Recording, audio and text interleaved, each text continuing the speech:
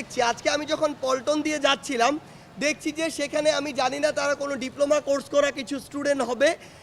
আমি শুনেছি তারা মানে কোনো একটি ডিপ্লোমা কোর্স করা স্টুডেন্ট তারা লাঠি নিয়ে দাঁড়িয়ে আছে। সামনে বিএমডিসি নাম দেওয়া কিছু একটি সংগঠন ছিল, সেখানে দাঁড়িয়ে আছে। তো তারা এখানে আসলে আন্দোলন করছে না কি করছে আমি জানি না, সেটা আলাদা বিষয়। এরকম আমি সচিবালয়ের চারপাশেও দেখলাম, মানে বিভিন্ন জায়গায় ঢাকার বিভিন্ন জায়গায় বিভিন্ন স্টেক হোল্ডার নেমে পড়েছে।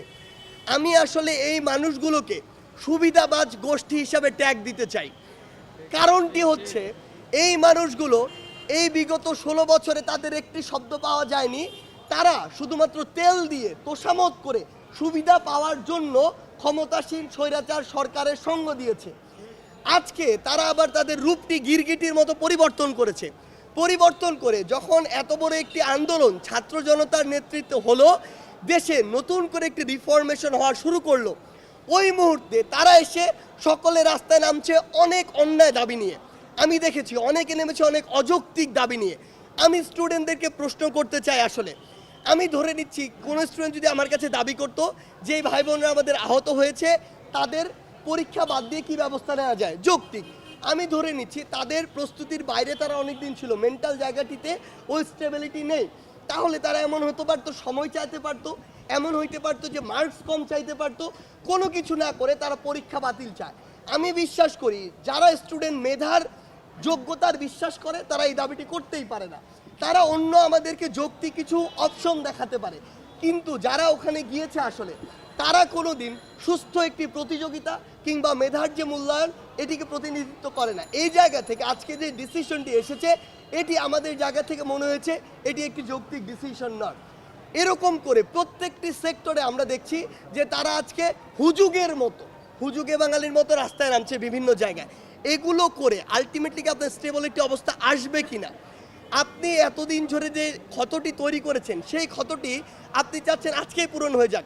আমি অবাক হচ্ছি, মানুষজন আজকে দাবি করছে গ্রেড 1-এর একজন সচিব যেমন তার পদত্যাগটি প্রয়োজন, তারা চাচ্ছে গ্রেড 20-তে যে একজন রয়েছে কর্মচারী তাকেও আজকে একসাথে নামিয়ে দিন। মানে তারা পুরো একটি সিস্টেমকে মনে করছে যে 7 দিনে আপনি নামিয়ে দিবেন, সংশোধন করে দিবেন। এটি তো কোনো দিন হতে পারে না। মানে একজন সরকার তার জায়গা থেকে যেটি করবে যে মাথাতে প্রথমে হাত দিবে, দুর্নীতিগ্রস্ত যে মাথাটি তাকে সরিয়ে এরপরে চেইন অফ কমান্ড অনুযায়ী ধীরে ধীরে পরের স্টেপগুলোতে ব্যবস্থা নেওয়া হবে। এটি তো একটি সময়ের বিষয়। সেই জায়গাতে আমার মনে হচ্ছে যে আমরা কিছু সুবিধাবাজ গোষ্ঠী তৈরি হয়েছি এই মুহূর্তে পুরো বাংলাদেশে, যারা শুধু ব্যক্তি স্বার্থটি বুঝি। দেশের কথা আমরা এখনও চিন্তা করছি না, পূর্বেও করিনি, ভবিষ্যতেও করব না। এই মানুষগুলো দেশকে সময় না দিয়ে, অন্তর্বর্তীকালীন সরকার বা রাষ্ট্রকে সময় না দিয়ে তাদের ব্যক্তিগত সুবিধার জন্য রাস্তায় নেমে পড়েছে এবং এই অস্থিতিশীল পরিবেশটিকে স্থিতিশীল হতে দিচ্ছে না। আমরা বিভিন্ন জায়গায় সোশ্যাল মিডিয়ায় দেখছি বিভিন্ন গ্রুপ বিভিন্ন জায়গায় লং মার্চ দিচ্ছে। আপনারা বলুন, আমরা আমাদের যে লং মার্চটি দিয়েছিলাম এটি আমরা কবে দিয়েছিলাম? এই লং মার্চটি আমরা আমাদের সর্বশেষ যখন দেয়ালে পিঠ থেকে গিয়েছে তখন ফ্যাসিস্ট সরকারের পতনের জন্য দিয়েছিলাম। আজকে বিভিন্ন জায়গায় বিভিন্ন সংগঠন দেখি প্রথম দিন তাদের লং মার্চ প্রোগ্রাম দেয়। এই জিনিসটি কি বোঝায়?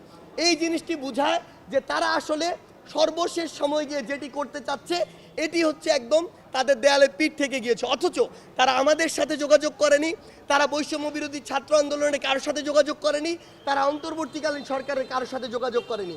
তারা আমাদের সাথে যোগাযোগ করে যদি আমরা রেসপন্স না করতাম তারপরে তারা যদি সেখানে যেত সেটি যৌক্তিক মানা যেত। সরকার আমাদের কাছে তখন রেসপন্স করেনি বলেই আমরা ধীরে ধীরে বাংলা ব্লকের থেকে শুরু করে ওই এক দফা দাবিতে গিয়েছিলাম। কিন্তু তারা আজকে যেগুলো করছে এটি কখনোই কাম্য নয়, যৌক্তিক নয়। আমাদের জায়গা থেকে স্পষ্ট কথা, আপনি যদি আমাদের কাছে না আসেন কিংবা সরকারের কাছে না যান কিংবা লিগ্যাল অ্যাপ্রোচে না যান, আমরা ধরে নিব আপনারা রাইট ওয়েতে যাওয়ার মানসিকতা ধারণ করেন না, আপনাদের কোনো ভিন্ন উদ্দেশ্য রয়েছে। এবং আমরা এটি আপনাদের বলে দিচ্ছি, সেই উদ্দেশ্য নিয়ে আপনারা যদি প্রশ্নবিদ্ধ কোনো কর্মসূচিতে যান তাহলে পরবর্তীতে কোনো অপ্রত্যাশিত সিচুয়েশনে আপনারা আমাদের সহযোগিতা পাবেন না, এটি আমরা আমাদের জায়গা থেকে স্পষ্ট করে বলে দিচ্ছি। আর যদি আপনারা আমাদের সহযোগিতা কামনা করেন, পাশে আমাদেরকে চান, এনি টাইম এনি মোমেন্ট আপনারা আমাদের কাছে আসলে আমরা সেই বিষয়ে রেসপন্স করব। সময় লাগতে পারে, কিন্তু আমরা অবশ্যই রেসপন্স করব। সেই জায়গা থেকে আমি সকলকে স্পষ্ট করে বলে দিতে চাই, যত স্টেক হোল্ডার রয়েছেন, আপনারা লজিক্যাল ওয়েতে যান, সরকার থেকে শুরু করে রাষ্ট্রকে সময় দিন। আমরা বিশ্বাস করি সময়ের মধ্য দিয়ে অন্তত আগামী 1 বছরের মধ্যে আমাদের যে ক্ষতগুলো রয়েছে সেগুলো রেকটিফাই করে আমরা একটি নতুন পথের দিকে এগিয়ে যেতে পারবো।